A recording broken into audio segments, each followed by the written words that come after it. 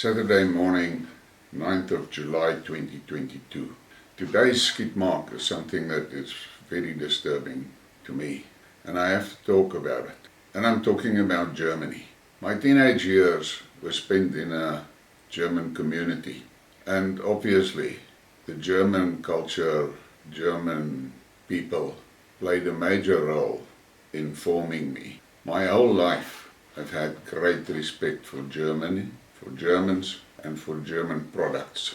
German products was always reliable, high quality, and dependable. And my life, I bought my first BMW car in 1978, and since then I've never had another brand as my personal car. So I have a soft spot for German and for Germany in general, because they stood up from the ashes after World War II and they developed their country into a giant. And then disaster struck. The disaster was the EU. That EU should never have happened, because that was the beginning of the end for Germany. And as the years went by and more countries were drawn into the EU, the more they sucked off Germany. Germany is the pivot around everything in the EU. The finances from Germany holds the EU together. Without Germany, there is no EU. And then the next disaster came onto the scene. And that was this liberal green movement. And this movement was powered and financed by the WEF. And all of a sudden, you heard stories about the Great Reset, and you heard stories about deindustrializing Germany and all those types of rubbish. Yes, I call it rubbish because it's nothing else. I've got a lot of tolerance for people with different views, but for stupid people I have zero time. And over the years, the German population, especially the younger population, that were living in the soft, comfortable, warm environment that their ancestors created for them through hard work and sweat. These softies became super liberal. I can remember images of how they stood with their placards and embracing the arrival of all those immigrants from the Middle East. And then shortly after that you started hearing about the massive crimes and the massive atrocities against women and children in Germany. But it just carried on. And wokeness and liberalism were slowly but surely dismantling the Germany that I knew. And then this recent crop of leaders. What a disaster. But I don't want to spend too much time on this. My disgust is obvious. But let's look at this tweet. Germany's gas is off July 11. It is going to crash their economy. People are going to lose their livelihoods. Anger is going to sweep Europe like you've never seen. Now, there's a lot of truth in that, and you have to think about it.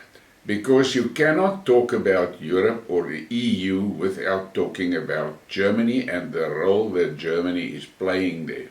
And I am absolutely horrified by the conduct of the German leadership in this conflict between Russia and Ukraine. That conflict was started by NATO, not by Russia.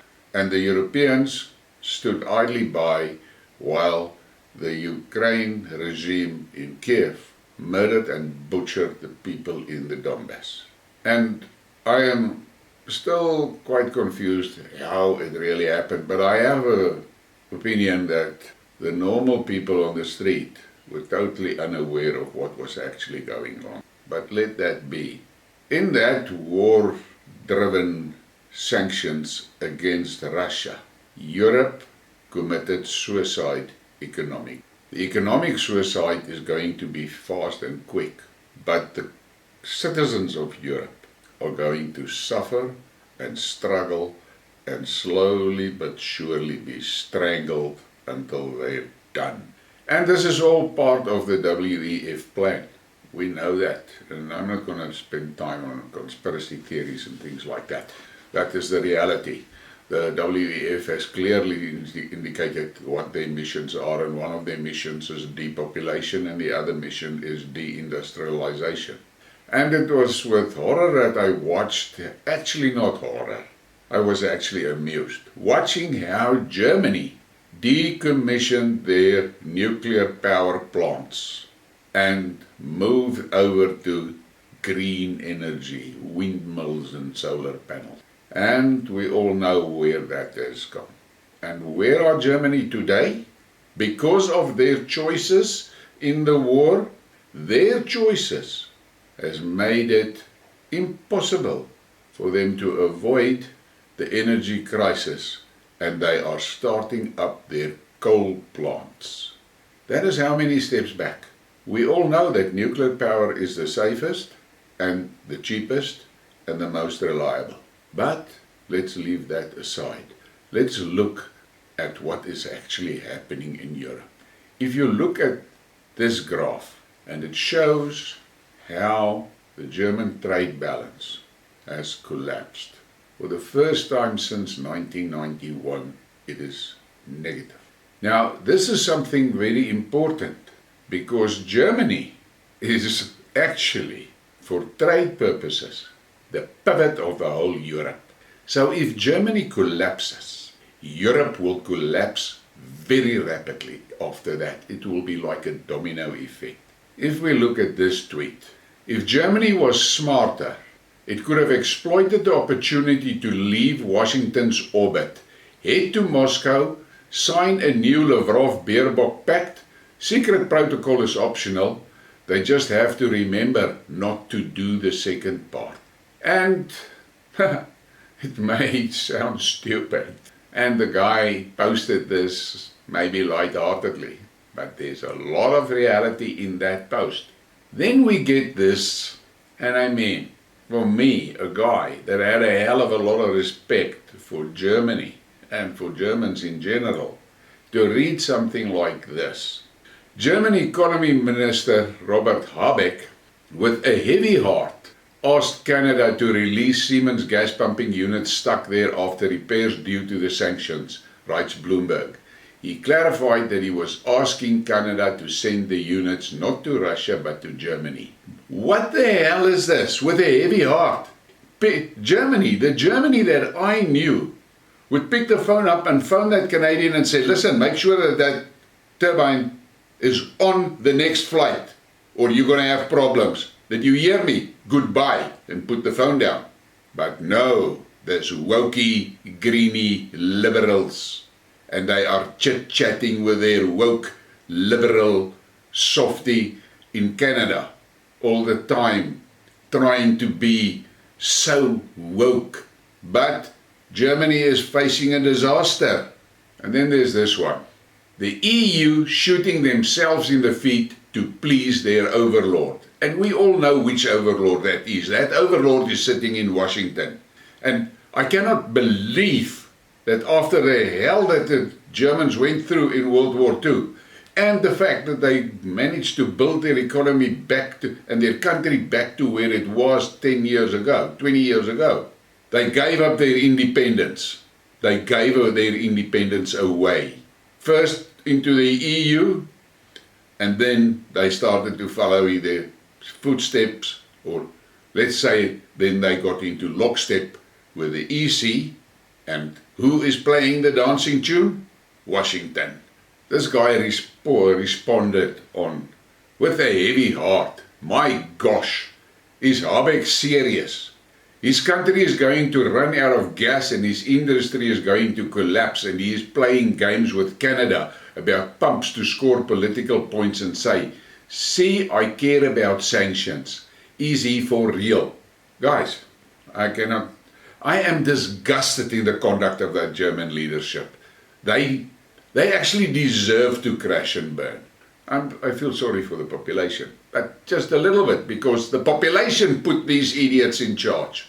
They see the problem in a very near future. If they don't get the gas from Russia, they kill their economy, and the whole EU goes down with Germany. And a revolution, which they will name as Putin Revolution, starts in Europe. Very soon, they will bypass all the sanctions. And then there's this tweet from Die Welt. Ordinary Germans demanded the resignation of Schulz after his statements about Russia. You pour buckets of sanctions and are surprised when Russia initiates countermeasures. A chancellor who confuses cause and effect should, like Johnson, be asked to resign. Will it happen? I have no idea. One thing I know is if I was a German this morning, I would be extremely disturbed. Look at this tweet, and it shows countries connected to their biggest trading partner, exports and imports in 2020. China dominates now, but the picture was very different only a decade ago. Now, if you look at this map, you have carefully, you can see the role that Germany is playing in the EU and in Europe. And just imagine that little spot in the center there, where the German flag is on. That spot disappears. Look at how many countries is going to go down the drain. Here you can see clearly what I'm talking about. Look at how many countries has got Germany as their primary trading partner in 2020. And then I'm going to show you this map just in conclusion, to give you an idea of what is going on in the world. Look at the European Union and then look at the EU largest trading partners. Look at that blue. It includes Russia. The Europeans were actually very, very stupid. They should have listened to the warnings that Putin was giving for the past 15 years about encroaching on Russia's border with NATO. It made Russia feel unsafe. But the arrogance of the Europeans, sicked on by the Americans, made them blind and deaf. And they thought all the time that they are going to pressurize Russia into a collapse. What they never took into consideration was that Putin was busy building Russia's defenses. And because he could see that the Europeans and the Americans had a plan to invade Russia. He saw that coming and he prepared the Russian population for it. And the immediate effects after the sanctions should ring bells for everyone in the so-called collective West. You underestimated your own strength and you made a hell of a mistake with Russia. The speed at which the Russian economy recovered from the sanctions should make every person stand up straight and look in amazement. And then look at what happened on the ground in the Ukraine. Russia is effectively fighting the Ukrainians and NATO and all the NATO allies in the Ukraine. NATO is pumping weapons and ammunition like a crazy person going after drugs. They just throw weapons and ammunition into it. There's no logic. They're just throwing it in. And Russia is handling them every time, day by day, and slowly but surely grinding it up. So in effect, Russia is not beating Ukraine. Russia is beating the collective West in the Ukraine. And the collective West, but especially Europe, should take note. I have said it in private tweets. There's only one solution here for Europe, and that is for the EU leaders to get on a plane, fly to Moscow, beg to see Putin face to face, sit in front of him and just say this: sorry, we fucked up. How can we fix this? And then they must shut up and listen to what Putin is saying. If you look at the things that Lavrov says and the things that Putin says and so, it is clear that they don't want a war with Europe. They don't want a war. They just want to live peacefully in Europe without being threatened by Europe. Because if there should ever, God forbid that, if there should ever be a ground war between Russia and Europe, Europe will be crashed. It's going to be a heap of ash that will be left over. And who is going to come in and sweep up? The Chinese. Think about these things. Europe cannot afford Germany to fall.